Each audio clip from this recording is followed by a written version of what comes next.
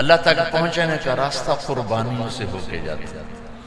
آپ سب متوسط یا غریب لوگ بیٹھے، میرے نبی جیسا غریب پوری کائنات میں کوئی نہیں۔ میں جبوتی صومالیہ گیا ہوں، وہاں کے غربت کو دیکھ کر مجھے لگا جیسے لفظ غربت بھی ان کی غربت پہ روتا ہے۔ ایسی غربت میں نے پورے پاکستان میں کہیں نہیں دیکھی جو میں نے جبوتی میں دیکھی، صومالیہ میں دیکھی، کیمرون میں دیکھی، چاڈ میں دیکھی، سوڈان میں دیکھی۔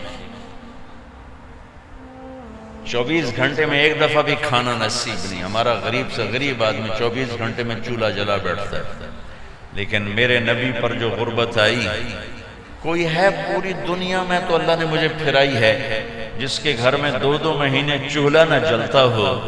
میرے نبی وہ فقیر تھے جن کے گھر میں 2 مہینے چولہا نہیں جلتا تھا۔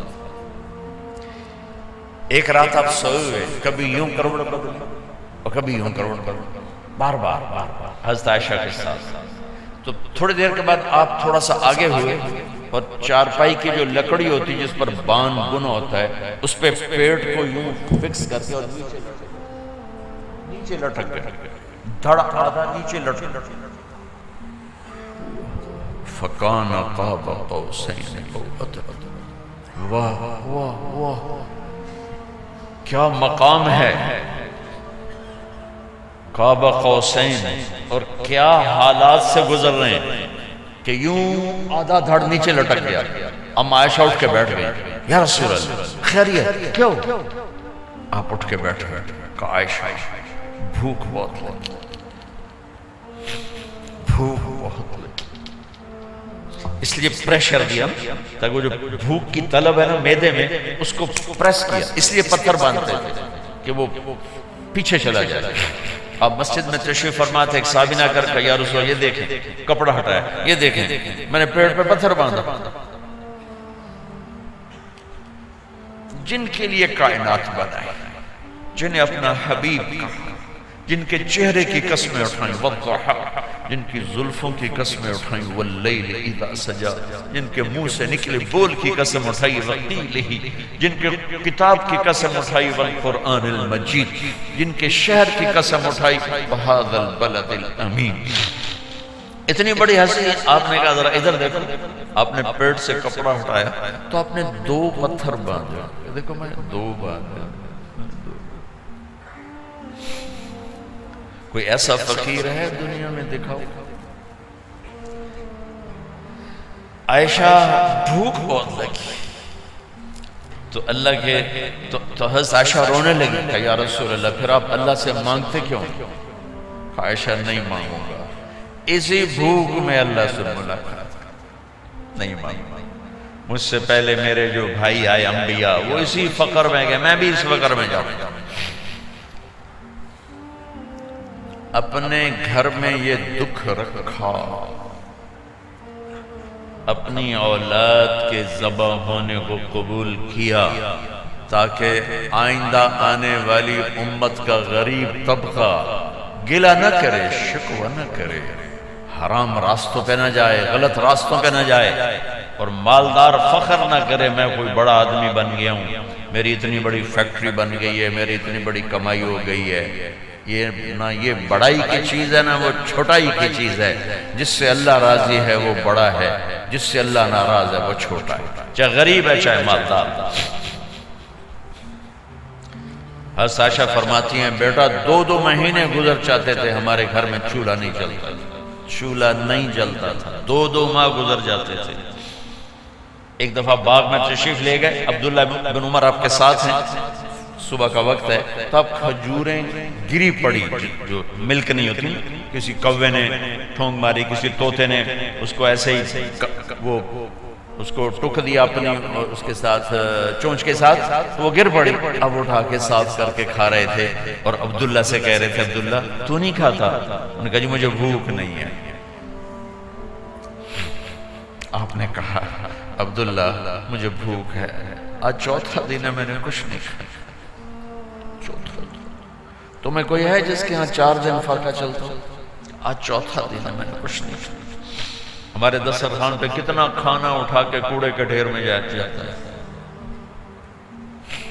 آج 4 دن گزر چکے ہیں میں نے کچھ نہیں کھایا. هذه صبح رابعة ما ذقت شيئا. آج 4تھی صبح میرے اوپر طلوع ہوئی ہے،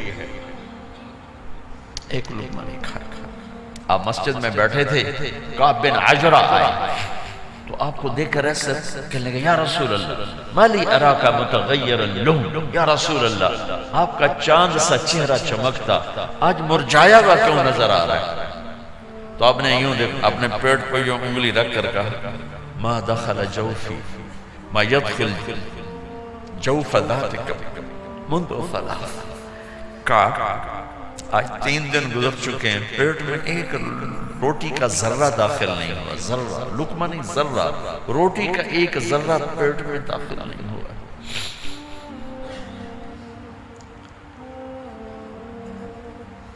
اور اتنی بڑی رسالت، اتنی بڑی نبوت.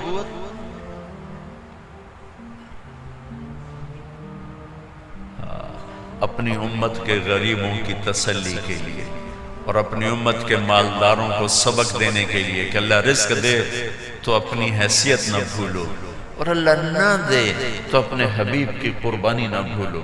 انہوں نے تو جان بوجھ کے یہ کیا، جان بوجھ کے. یہ نہیں کہ آپ کو کوئی تنگی اللہ کی طرف سے، جان بوجھ کے. اور سارے گھر کا یہ حال ہے. بس فاطمہ رضی اللہ تعالیٰ عنہ سے ملنے گئے، کہا بیٹے میں اندر آ جاؤں، میرے ساتھ عمران بھی ہیں. ایک صحابی تھے عرب سردار، میرے ساتھ عمران بھی ہیں. کہا ابا جان میرے گھر میں اتنی چادر نہیں کہ اپنے آپ کو چھپا سکتا، پردہ کرنے کے لیے میرے پاس چادر کوئی. تو آپ نے اپنی چادر اندر دے دی، کیسے پردہ کر تو لپیٹ لی. اب اندر آئے تو آپ نے پوچھا میں نے سنا تھا تو بیمار ہے، میں ذرا حال پوچھنے آیا ہوں. تو باپ کو دیکھ کے آنسو نکل آیا کہ یا رسول اللہ بیماری بھی ہے اور بھوک بھی ہے، دونوں ہی ہیں. صرف بیماری نہیں، بھوک بھی ہے. بڑے بڑے مصیبتوں سے لڑ جانے والے ماتھے پہ کبھی بل نہ آیا. بیٹی کے آنسوں نے پگھلا بھی دیا اور رلا بھی دیا. آپ بھی رو پڑے، آپ بھی رو پڑے. پھر کہا میری بیٹی نہ رو، والذی بعث اباک بالحق ما ذقت من 3 ایام طواقا. آج 3 دن ہے میں نے ایک لقمہ نہیں کھایا. میں تیرے ساتھ اور میری بیٹی میں تمہیں بتاؤں، میرے رب نے مجھے کہا تھا میرے حبیب اگر آپ چاہیں تو احد پہاڑ سونا بنا دو. 10 میل لمبا چوڑا ہے احد پہاڑ، 10 میل. میں احد پہاڑ سونا بنا دوں، آپ کی خدمت میں پیش کروں. تو میں نے کہا نہیں یا اللہ مجھے نہیں چاہیے، میں ایک دن بھوکا رہوں گا، ایک دن کھانا کھاؤں گا. پھر فرمایا بیٹی کیا تجھے یہ عزت کافی نہیں ہے کہ اللہ نے تجھے جنت کی عورتوں کا سردار بنا دیا؟ یہ سرداری سونے چاندی میں تل کے نہیں ملی. قربان جان بھائیو، اب سب ماشاءاللہ نوجوان نظر آ رہے ہو. تھوڑا وقت نکال کے اگر آپ پڑھے ہوئے ہو اپنے نبی کی زندگی پڑھا کرو، اپنے نبی کی زندگی پڑھا کرو. بڑا ایمان بھی بنے گا، حوصلہ بھی ملے گا.